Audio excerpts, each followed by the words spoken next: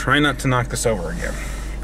So we came out of yet another movie that we have to say, what the fuck did we just watch? Willingly. Except this was the bad way. Yeah. As always, I'm Kelly. I'm DJ. And now you're just the last one, so. We came out of Strange Magic. Now the trailer. We now know what that title comes from. Damn it. Yeah, the trailers said nothing about this being a musical. But it is. This was a musical that would not shut up. By musical, I mean Disney would have an intervention with this thing. You're singing too much. Way too much. Okay, final verdict before we get into the spoilers. The heavy duty spoilers, because this fucker is going for an hour. Because we need to bitch. Non-spoiler version, do not see this film. If you are very, very curious, go to YouTube and look up the soundtrack. Go to YouTube and look up the pirated version that people usually put up there. If you want to hear. No, it doesn't end up YouTube. It's V-Video. V-Video. VO Video, what I don't know what it's called. Yeah. But yeah, oh my god, this was horrible. Horrible. Do not take your kids to this. Being 100% fair to it, though, the animation is really impressive. Yeah. Getting the good out of the way, the animation on this was just... This film did not deserve this good animation. This was... There's a lot about this film that was done well. Mm-hmm. The animation team, the designs and concept, the Bog King, especially. The design of the antagonist, I wouldn't really call him a villain, post saying to them going to see the movie. Yes. The antagonist of the story is just simply called the Bog King, which is basically what you would get. Boggy? It was just basically what you would get if Tim Burton directed A Bug's Life. Yeah. I think he was supposed to be part cricket or cockroach, just like the Bug's Life villain too. Yeah. Oh my god. How much was this ripped off? Oh my lord. From the mind of George Lucas is what the trailers more like say. The ass. He pitched it, and people wrote a script around whatever the fuck he pitched. I'm envisioning weird alien bug sex. Threw in, yeah, George Lucas's first porn directorial debut, and they're like, no, let's make it for kids. Take out all the gratuitous sex scenes and just make it for kids, and we'll throw in his old 80s mix. His old 80s. Yeah, all of the songs in this film are not written for this film. They are Moulin Rouged. They are pop songs. 80s specifically pop songs that are taken and reworked into modern acoustic with slight horn section. Whereas Moulin Rouge can be fun, especially if you've seen the Nostalgia Critics review, the musical review. Whereas Guilty pleasures. Whereas this can be extremely painful. I almost walked out of there with a splitting headache. Oh my god, I was banging my head on the rails. I can feel it coming too. Holy shit! I'm so glad we got out of there when we did. Shit, I think I just gave myself a bloody nose. Damn it!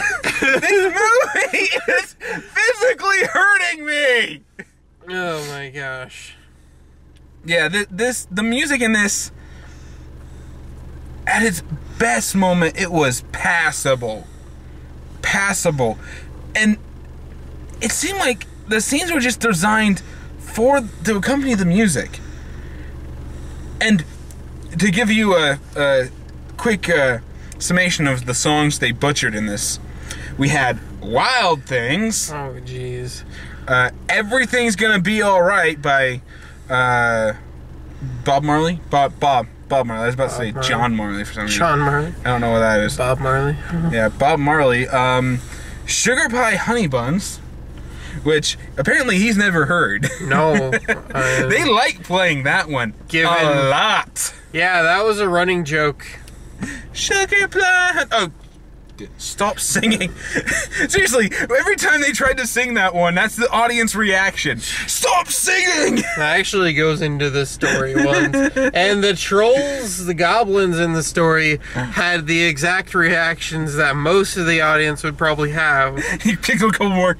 Luckily, we could scream at the screen all we wanted because we were the only ones in there. I think we might have actually bugged the people in the theater next to us watching Hobbit. Yeah, the action scenes in that are loud enough to drown it out. Are you sure? I was screaming pretty loud. This was horrible. And more songs they ruined. Crazy Little Thing Called Love. Yeah, like at the beginning, the first like 5 minutes. Well, no, that wasn't Crazy Little Thing Called Love. Damn it! What was the opening song? It didn't. You Can't Help But Falling in Love. You can't remember it because it barely resembled what it is. I Can't Help Falling in Love with You. That was it. And I can't help falling in love with you. And I sang it about 200% better than that bitch who was leading. Oh. Yeah. Actually, was she even leading though? I mean, the plot. She does nothing for the plot. It's all Sonny. Sonny, played by Elijah Wood. We actually looked it up because for a second there I really it's Elijah Kelly. Elijah Kelly, sorry. Elijah Kelly is a black man. He is the guy that Amanda Bynes fell in love with in Hairspray. My mistake. I said what. Elijah Wood is a hobbit. And very Yes. white. He's like isn't he from Australia? Or is he just British? I can't remember. I will IMDb that shit later. Is he a New Zealander? But yeah, Elijah Kelly is Sonny, and he is basically the primary protagonist and antagonist of this film. Yeah. When you think about it, he gets the plot going. He's the one who makes the love potion. The plot of this is basically girl turns into a lady killer. It's a magical world of fairies split between the Darkwood and the Fairy Kingdom. By a literal line of black trees. Growing along these vines are special flowers that can be used by the Sugar Plum Fairy of all concepts. We really thought that we were getting a nutcracker. To create a that can create a love potion that only she knows how to make. But she disappeared. She disappeared. Somewhere in the dark forest. And the fairies of the Fairy Kingdom don't want to go to they're afraid to go into the dark forest because that's where the Bog King and his army of troll goblins, troblins, live. And their messaging service of mushrooms. Yes. Mushrooms grow and they did that telephone joke twice. Yeah, there's a lot of really good creative ideas here. The look of everything is amazing, but the mushrooms are actual people, and they're like sentries. They just hide there, and as soon as someone walks by, peek up, and tell the other one in this giant row of mushrooms that lead to the castle. And usually there's one of two of the Bog King's goblin secretaries who always botch the message because it got botched on through the telephone, because one told him to him, told him to him, to him to him, and it got changed along the way. It was, they used the joke twice, and yeah, so basically main character girl, if you can call her that, was in love with Prince Charming, and I'm not going to call him by his actual name because A, I can't remember it, and B, they stole that design from Shrek.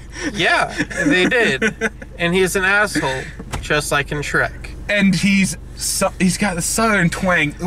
I swear to God, he's played by that country star. IMDb. Yes. Okay, I'm sorry. I'm going to pull out my phone again because The credits went by way too fast for me to read them. It's because they wanted to get this thing ended.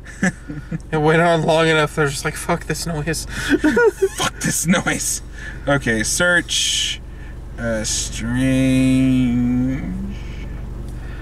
This review just screeched to a halt. Yes, it did. So yeah, he's basically Prince Charming. Strange magic lyrics. Of course.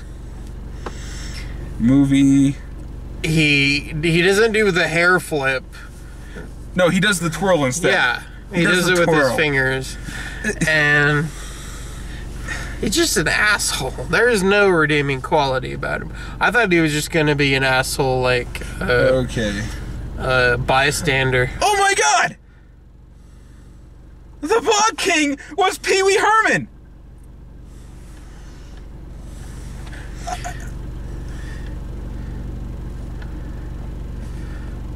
Alan Cumming. That's not. No, That's not Pee Wee Herman. Pee Wee. No, it's not. Maya Rudolph as Griselda. What was Griselda again? that was his mother. Was it? That was his mother. Holy shit, she's a good actress. I don't know about that. I liked her. I don't want an image. I want to know what else he has been in.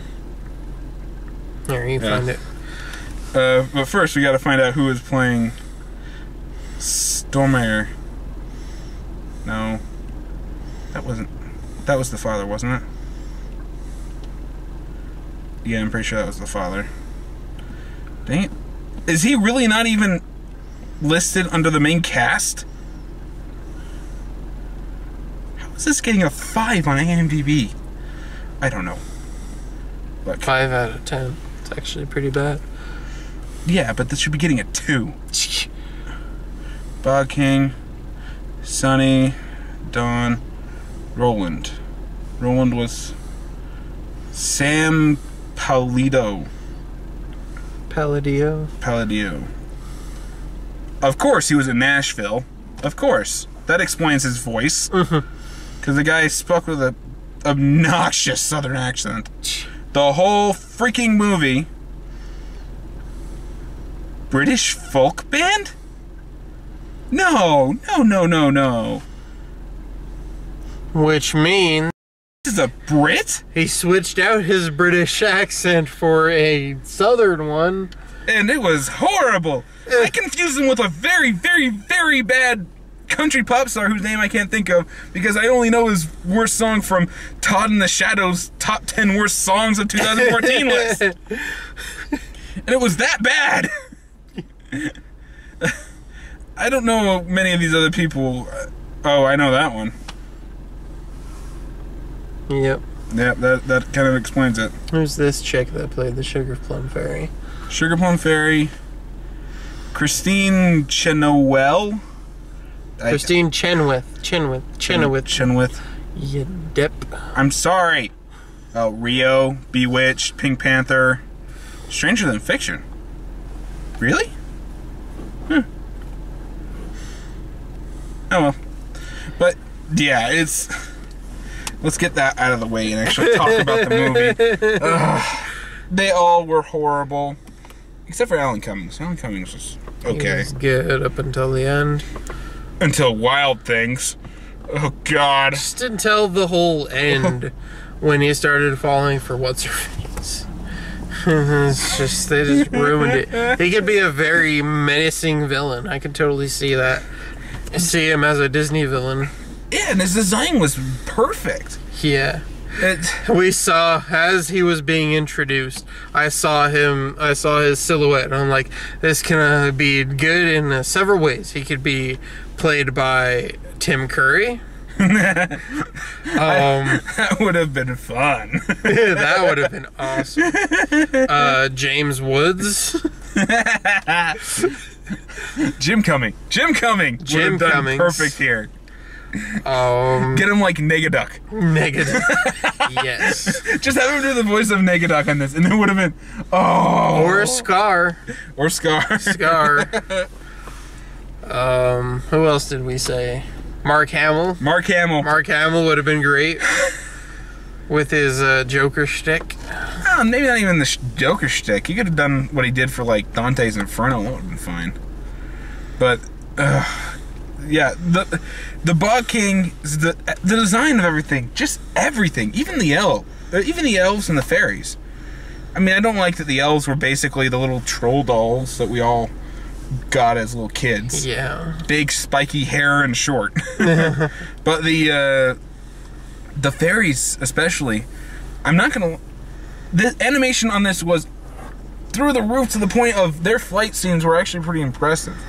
When they were when they were doing the little duel with each other inside of the throne room. Yeah, somebody was watching butterflies and moths and like replicated their wing movements to a T. Except for when he was like trying to propose his love to her at the end and he stopped flapping his wings while he's flying in midair. Yeah.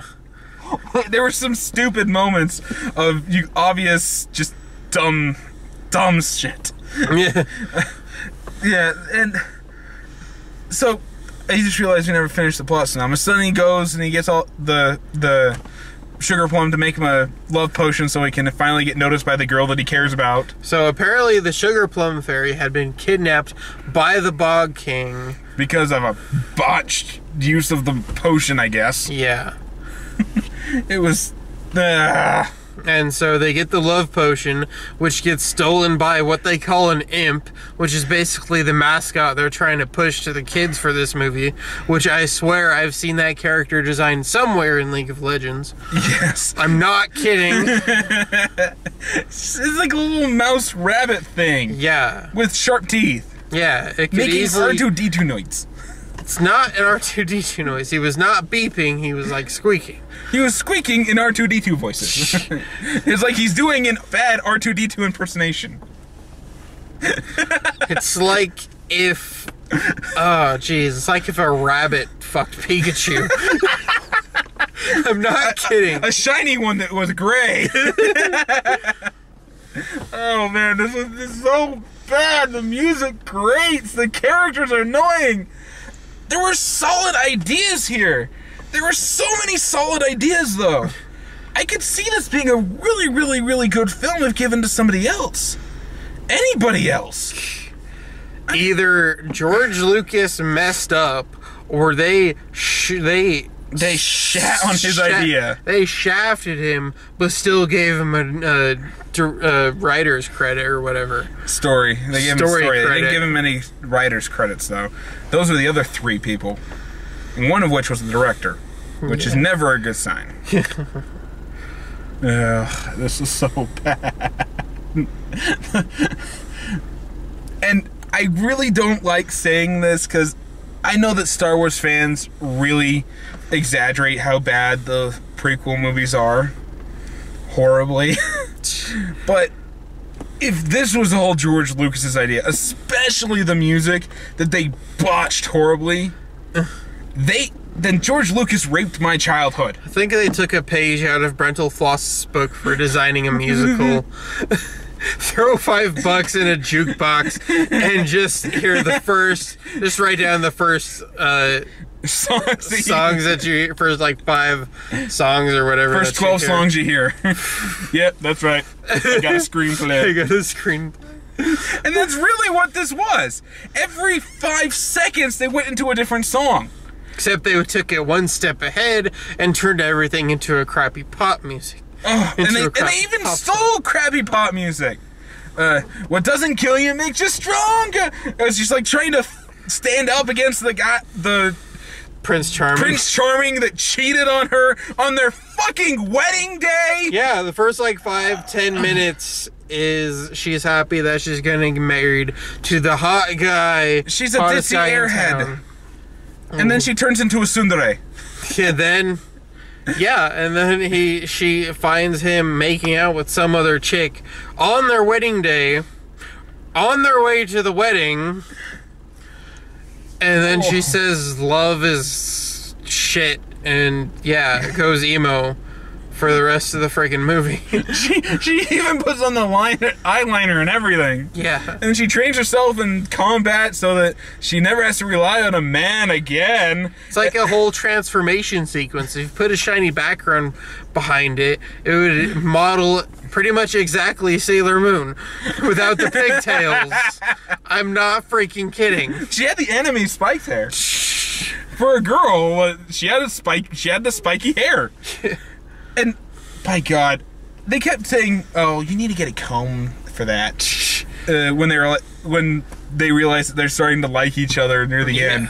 But by God, the pretty sister who spends 2,000 hours on her hair probably has got the same goddamn spiky hair that she does. Yeah. Are you gonna get mad at one but not the other? I swear I've seen this art style for these fairies somewhere. Some artist who draws it was fairies. from Tinkerbell. It was from the Tinkerbell movies. The direct-to-DVD fucking Tinkerbell movies. It's so bad.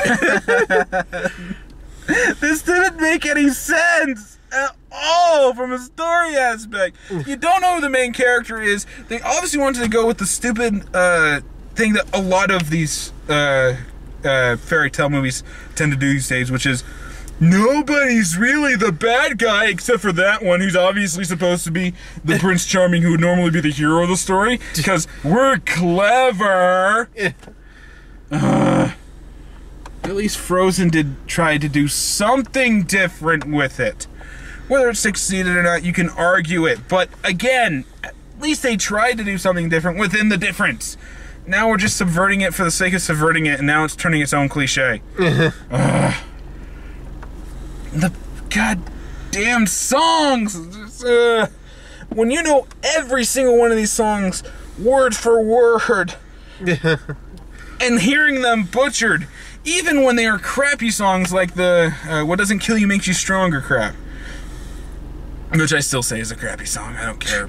Kelly Clarkson, I think, is the one who did it. And I really didn't need to see a shot of a fairy's uvula. They held on that for 30 fucking seconds! She's right up in his face delivering the final note.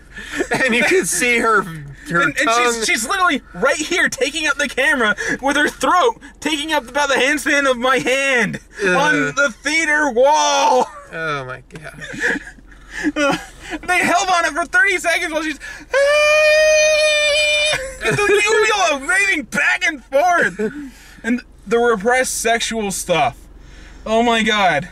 At the very end, when the last song they do end this with is fucking Wild Things. Wild Thing. Dun, dun. Except they botched that too. It would have been fine if they sung it normally. Yeah. I would have actually enjoyed it, but no. And then she's like trying to loosen him up, I guess, by running her fingers along his back and then down his back and poking him in the butt. What the fuck did I just watch? You're taking this very, very cool design and you were just shitting on it. And there's that weird line with the like little trolls. The like snaggletooth one is like sniffing the other one, and it's like, what is that? Is that like is that shampoo? Is that cologne? Cologne naming all these like fragrant things. And these two characters like, who are obviously guys. It's like, I got it. Deodorant. Yeah, they're very male. If you know what a their male voices are male, their general shape proportions are male. They are fucking male. It's like, I got it. Deodorant. Nope, it's perfume. It's like, are you a girl? Isn't it obvious? Male voice and all. You're just like, what the fuck you? Oh. I can understand the Bog King's love being female. Because she had like a female shape and she had lipstick. She was still ugly as fuck. But again, compared to the other trolls, I imagine that actually is what an attractive troll would look like. So it wasn't out of context. Sure. Those two, however, one stupid off joke, and then we get the final one where I'm pretty sure George Lucas just needs to go fuck a big bug or something. Because he needs to get that out of the system and not put it in movies. Prince Charming falls off the cliff with the potion flung in his eyes. Then the Wild Thing goes on, and then like starts the credits, and we come back, and his like sentries are like looking for him. And the first thing he saw, because that's how the potion works, is the first person you see after he gets shot in your eyes. Is again, this stolen from Shrek? Is this Saw for Kiss? Is this bug thing that we established? Because the whole time, the Bog King's mother, played by Maya Rudolph, is trying to get him to loosen up and find a girlfriend. And one of them she picks is this weird bug thing, which like a cliff at some point. Yeah. And he starts making out with it. Yeah, he literally, it looked like for a second it was just going to be from her point of view with all the little kaleidoscope bug things, and he moving in. And then they cut back, and you see him actually like, go into the bug's mouth. It would have been fine. We would have cringed, but be like, oh, that's silly. The movie's over. Let's go. If it had just pulled out just like the point of view thing and then just end. But no, it cuts back and you see his like face dig into this bug. His servants are like throwing up on the ground and he's like pulling back like, oh sorry, I got one of your antennas. I got one of your antennas. Yeah. And she's like, oh my god. You have issues. Lots and lots of issues. The fuck was that? Oh, this is not good at all. Okay, I think we need to wrap this up before I remember to final verdict. Fuck this movie. Netflix at best. I wouldn't even recommend it. That I wouldn't even do that. I mean, if you are curious about the designs, look up on YouTube and see a clip from the movie. Mute the sound, because it'll do your ears godsend. But it's... No, I say fuck it completely. No, don't see this movie. Don't see this movie. If you are any kind of 80s music guy, no. No, just no. Go see Paddington instead. Go see Paddington. Let's recommend that again. Along with our extended SpongeBob trailer, which we got again in this theater. Yeah. It's a kid's film. Where else are we going to put it? Well, we could put it in front of, I don't know, Hobbit. It's an old film and nobody really cares about SpongeBob anyway. But no. That was horrible. This movie was bad. So... next week, most likely, Seventh Son, SpongeBob double feature. That's next week, right? No, I thought they both come out February 6th. So we're not doing anything on Thursday? I don't know. Yeah. Whatever comes out on Thursday, we'll have to look it up. I get off at 8 on Thursday. Maybe get one in. Well, anyway, we'll see you all next time.